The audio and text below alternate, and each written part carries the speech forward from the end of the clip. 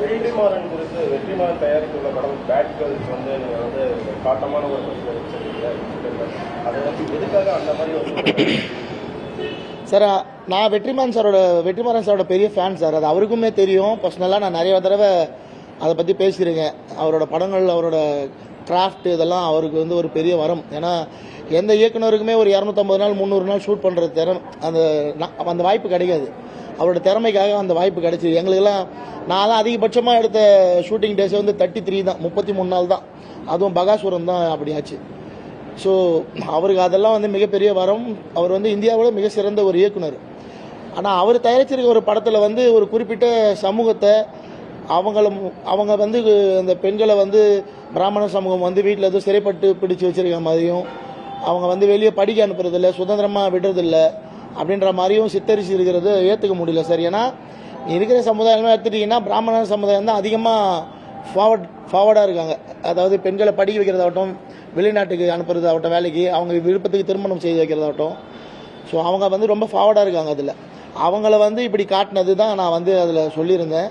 மேலும் அந்த ட்ரெய்லர்லேயே பார்த்தீங்கன்னா படிக்கிற ஸ்கூல் கோயிங் கேர்ள்ஸ், அதாவது பள்ளிக்கூடம் போகிற பெண்களை வந்து அவங்களோட விருப்பத்துக்கு என்ன வேணால் செய்யலாம், விருப்பத்துக்கு ஏற்ப உடல் உறவு கூட வச்சுக்கலாம். அதை எதிர்த்து கேட்டால் நான் வந்து தற்கொலை பண்ணிப்பேன்னு பெற்றோரை மிரட்டுற விஷயம் இருக்குல்ல, அது வந்து தப்பு.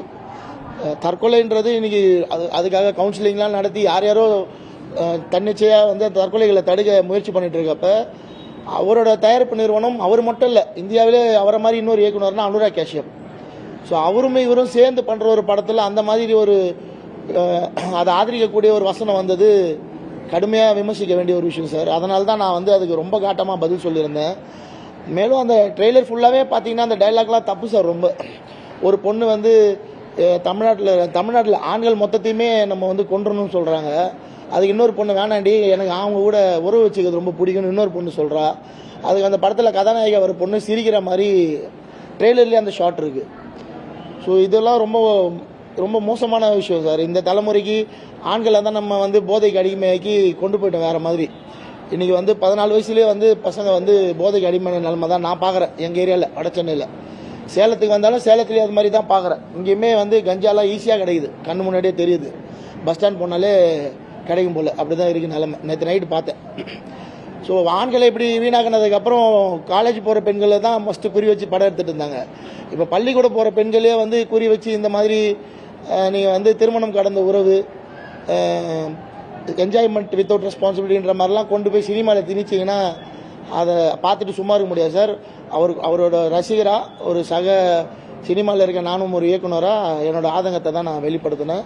அதை மக்கள் ஏற்றுக்கிட்டாங்க. நிறைய கமெண்ட்ஸ் பார்த்துட்ருக்கேன். நிறைய பேர் அதுக்கு எதிராக பேசிகிட்டு இருக்காங்க. நிச்சயமாக வெற்றிமாறன் சார் காதுக்கு அது போயிருக்கும். அவர் அதெல்லாம் சரி பண்ணிட்டு தான் அந்த படத்தை வந்து திரையரங்கு கொண்டு வருவாருன்னு நம்புகிறேன் குறிப்பாக வந்து ஒரு பெண் இயக்குனர் எடுத்த படம் சார். அவங்களோட கருத்தை வந்து சார் வெற்றிமாறன் சாரோட கம்பெனிலேருந்து அவரோட அசிஸ்டன்ஸ்லாம் படம் பண்ணுறாங்களே சார், எல்லா படத்துலையுமே வந்து வெற்றிமாறன் சார் ஷூட்டிங் ஸ்பாட்டில் இருப்பார் சார். வெற்றிமாறன் சார் கதை விவாதத்தில் இருப்பார். மற்ற எந்த இயக்குனரும் தயாரிக்கிறப்ப அவங்க அப்படி இருக்க மாட்டாங்க. ஆனால் வெற்றிமாறன் சாருக்கு வந்து அதில் ஆர்வம் ஜாஸ்தி. ஸோ அவங்க அசிஸ்டன்ஸே படம் எடுத்தால் கூட அவர் இந்த கதை விவாதத்திலையும் அந்த படத்தோட உருவாக்கத்திலையும் முழுசாக அவர் ஈடுபடுத்திப்பார். அது வந்து இண்டஸ்ட்ரியில் இருக்க எங்களுக்கு தெரியும். அதனால் இது வந்து ஒரு பெண் இயக்குனர் தான் பண்ணாங்கன்னு சொல்லி வெற்றிமாறன் சார் இதுலேருந்து தப்பிச்சிட முடியாது. அதனால் அவருமே இதில் வந்து முழு காரணம் தான் இந்த மாதிரி ஒரு ட்ரெய்லர் வந்ததுக்கு. அவர் இப்போ அதை புரிஞ்சிட்டு இருப்பார், கண்டிப்பாக மாற்றிப்பார். அந்த பெண் இயக்குனருக்கு வந்து அவங்க தெரியாமல் அவங்களோட பர்ஸ்பெக்டிவ் வந்து வேறு மாதிரி இருந்திருக்கும் சார்.